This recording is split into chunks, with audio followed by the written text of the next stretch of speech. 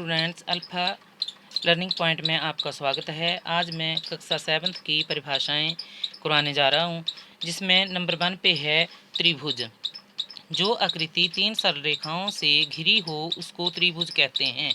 ये तो हो गई त्रिभुज की परिभाषा। इसके सामने आपने इसकी डायग्राम बनानी है, तो ए बी रेखा लेनी है आपने। फिर ए बी रेखा के बराबर आपने प्रकार खोलनी है।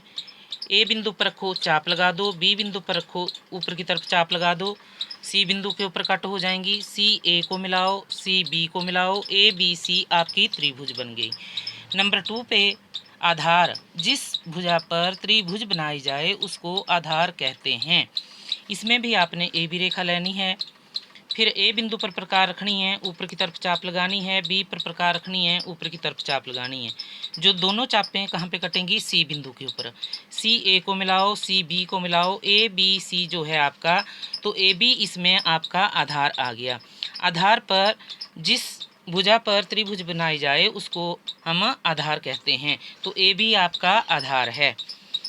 फिर नंबर 3 पे आया आपका आधार कोण। आधार पर बने कोण को आधार कोण कहते हैं।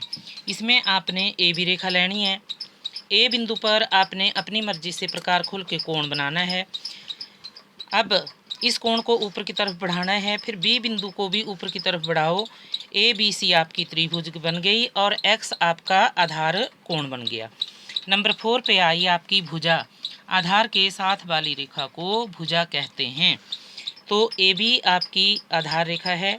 ए बी रेखा के बराबर प्रकार खोलो, ऊपर की तरफ चाप लगाओ। बी पर प्रकार रखो, ऊपर की तरफ चाप लगाओ। दोनों चापें सी बिंदु पर कट हो जाएंगी।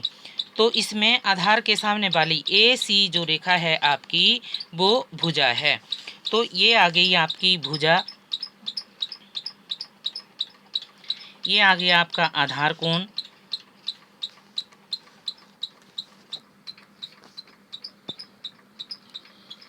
और ये आया आपका आधार, और ये त्रिभुज।